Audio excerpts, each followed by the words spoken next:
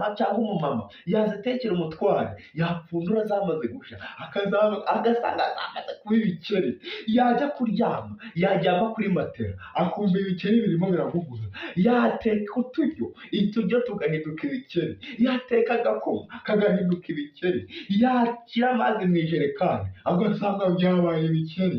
Icyo yakora cyose igihugu cyuzura ibikeri, nta wari ugiteka, nta wari ukirya. Mu yandi magambo bafashe amasengesho kwiyiriza ubusa batayateguye. Kubera iki? Nta wari ukirya, kuko ibyo bakoragaho byose, ibyo bari bafite byose byuzuyemo ibikeri.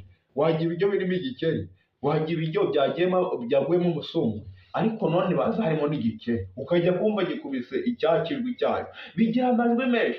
Ngo nijoro no ku manywa wajyaga kumva ibikeri bigira amabaze, ibya baze birayazamuye, igikeri cya soprano kigakubitamo, icya tenore kigakubitamo, icya ruta kigakubitamo, ngo bikubita amajwi menshi y'ibikeri, igihugu cyuzura ibikeri, amajwi ya rubaze, biki byose, amajwi abaho n'atabaho, ibikeri bikubita amajwi, ngo igihugu cyose cyuzura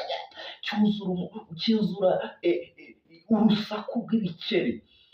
Farawo amaze kubibona aravuga ati iyi ni Imana, aravuga ati mu ijuru hari Imana. Abantu badasenga, iyo twaberetse ko dufite Imana, nabo barakizwa ku bwacu. Farawo abaturage bagahora iwe mu muryango, Farawo warekura abantu babanje bakagenda, iwacu ntabwo tukirya, abana bagiye gupfa, ndi konsa umwana kubera ko ntariye, bikenda kugira bite? Baraza mu gitondo ati Farawo,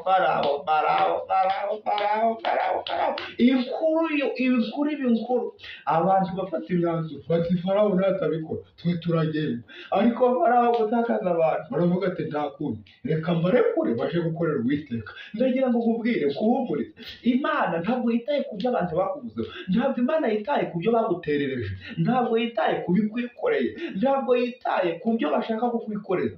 Imana niyo yonyine ifite ububasha n'ubushobozi bwo gutura ibyo byose, byo kwirukana ibyo byose byakwikoreye. Imana itegetse ubuzima bwawe, itegetse muri wowe, ivuga ngo ibyo byakunanije, ibyo byakugwanyije, ibyo byagutesheje umutwe, ibyo byatumye udakomera, ibyo byatumye utaba umunyembaraga, Imana irabitegetse ngo nibikurekure. Nawe ndagusaba nibikurekure mu izina rya Yesu. Nagira